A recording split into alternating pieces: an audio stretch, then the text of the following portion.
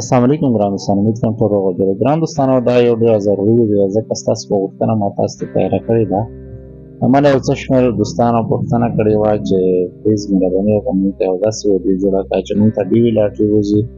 مخته کومه پروسه چې دا به څنګه موږ په مخ کړو، دا کوم کارونه دي چې موږ ضروري دي موږ به هغه ته اپلای کوو. نو ټوله طریقه مې ستاسو ته په دې ویډیو کې ښودلې ده. تاسو کوم ډاکومنټس ته ضرورت دی، تاسو نه څومره په دې باندې پیسې لګېږي، دا مکمله طریقه به تاسو ته په دې ویډیو کې ښودلې ده. نو پلیز مهرباني وکړئ د ویډیو تر اخره وګورئ، او که چا چینل نه وي سبسکرایب کړئ، چینل سبسکرایب کړئ او بیل آیکن آن کړئ چې ټول نه مخکې زما ویډیو تاسو ته رسیږي. نو دا به زه تاسو ته سټپ بای سټپ ښیم چې اول سټپ کې به څه کوئ، دوهم، دریم، څلورم، داسې 5-6 سټپونه دي. نو ویډیو تر اخره وګورئ، نو تاسو به په یو سټپ باندې زه تاسو په تسلۍ سره پوهوم. سټپ 1 کې به څه کوئ، سټپ 1 کې کنفرمیشن نوټیفیکیشن تاسو به چک کوئ چې آیا تاسو ته ډي لاټري وتلې ده که نه ده وتلې. خپل ایمیل ادرس به چک کوئ، کوم ایمیل چې تاسو د انټري په وخت ورکړی و نو به تاسو یې ورخلاصوئ چې د یو ایس ډپارټمنټ څخه تاسو ته کوم ایمیل راغلی دی، کوم ویب سایټ تاسو ته ښودلی دی. نو سټپ 2 کې به تاسو څه کوئ، سټپ 2 کې به یو DS260 اپلیکیشن به تاسو سبمیټ کوئ. دا یو آنلاین اپلیکیشن دی، تاسو به مکمل فیل آوټ کوئ، هر څه به لیکئ، تاسو خپل ډیټیل به ورته اچوئ چې کوم تاسو په ډي لاټري په انټري په ټایم کې تاسو اچولي مکمل راکړئ، دلته به لیکئ ستاسو نام، ستاسو ایمیل ادرس، هر څه به تاسو دلته ایډ کوئ، ډیټ اف برث داسې مکمل به تاسو دلته ایډ کوئ. نو په دې کې به ورسره تاسو ته چیز ته ضرورت دی، کوم ډاکومنټس ته ضرورت دی. نو ټول نه مخکې تاسو پاسپورټ چې 6 میاشتې ټایم پکې وي، نو داسې به یو پاسپورټ تاسو ځان سره، خپل پاسپورټ د 6 میاشتې نه زیات ټایم چې پکې وي دا به ځان سره ساتئ. نو ډیټ اف برث سرټیفیکیټ، برث سرټیفیکیټ چې دا ستاسو د پیدایش کوم سرټیفیکیټ دی هغه به ځان سره ساتئ. نو که ستاسو هلته میریډ ځان سره سلیکټ کړی و نو میریج سرټیفیکیټ به ځان سره ساتئ، لکه نکاحنامه چې موږ ورته وایو. هغه نه بعد چې دا پولیس سرټیفیکیټ، پولیس کلیرنس ورته وایي، نو هغه به ځان سره ساتئ. نو میډیکل ایگزامینیشن تاسو به خپل میډیکل ریپورټ به هلته تاسو هلته په اسلام آباد کې تاسو کله ورځئ انټرویو ته، هغه نه مخکې تاسو یو څو ورځې مخکې به تاسو میډیکل کوئ، هلته مکمل میډیکل به ستاسو ریپورټ ځان سره ساتئ. نو دا اپلوډ ډاکومنټس او عکسونه به تاسو ځان سره ساتئ. نو دا ډاکومنټس په مکمل ځان سره ساتئ. نو دا سټپ 2 و. نو په سټپ 3 کې درته وایم، نو په سټپ 3 کې دا ده چې پے امیګرنټ ویزا اپلیکیشن فی.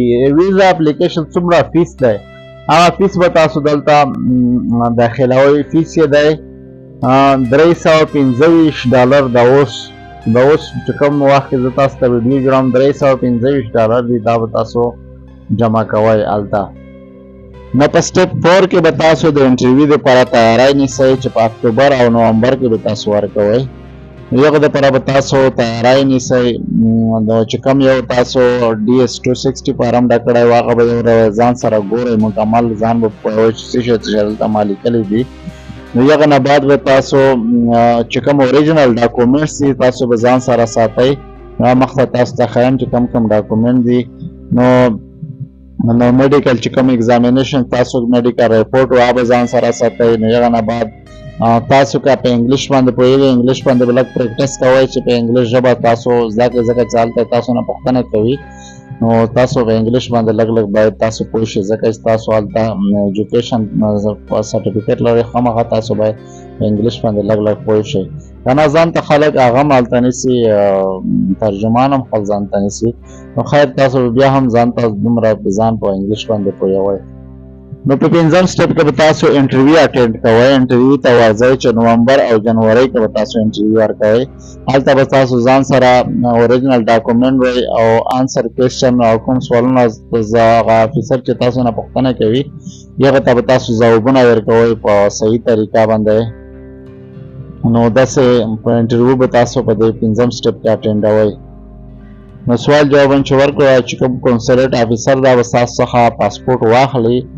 نو په 6م سټپ کې به څه کوئ، په 6م سټپ کې به ستاسو ته خپل ریسیو امیګریشن ویزا، خپله ویزا به واخلئ. نو یغه نه بعد به تاسو څه کوئ چې شپږم سټپ کې به تاسو امریکې ته ځئ. شپږ میاشتې به تاسو هلته اټینډوئ. نو هلته به سټیزنشپ تاسو رجسټر کوئ. نو داسې امیګریشن سروس کې هلته به چې کله لاړ شئ امیګریشن سروس ته به هلته خپل سټیزنشپ به تاسو رجسټر کوئ ټولو نه مخکې. نو تاسو ته به هلته بیا ګرین کارت درکوي. اوله میاشت کې تقریبا ګرین کارت تاسو ته درکول کېږي. نو دا یو څه رول دي دوی هلته چې کله تاسو امریکې ته ورسېږئ نو هلته به تاسو سکیم غلط کارونه به نه کوئ. چېرته داسې کار به نه کوئ چې تاسو باندې څه کیس راشي. مطلب داسې هېڅ کار به نه کوئ. نو تاسو به په خپل غلط ویب سایټو ته به وزټ نه کوئ. داسې ځکه تاسو چې څومره هلته انفارمیشن ایډ کړی دی دا ستاسو ټول هلته ګایډ کوي. نو د دې په خاطر تاسو به هلته هېڅ قسم سکیم نه کوئ. ځکه ستاسو ډیټا ستاسو بیکګراؤنډ ټول دوی ته ښکارېږي. ځکه ستاسو دوی سره رجسټر نو د دې په خاطر به تاسو هېڅ قسم هلته څه غلط حرکتونه نه کوئ چې بیا تاسو دوی ته ملامت پاتې شئ. نو خپل وظیفې ته به دوام ورکوئ. خپل کارونه به په مخ وړئ. نو داسې یو څو معلومات نوره هم دي. دا ویډیو ډېره اوږده شوه. نو په بله ویډیو کې به تاسو ته ښیم.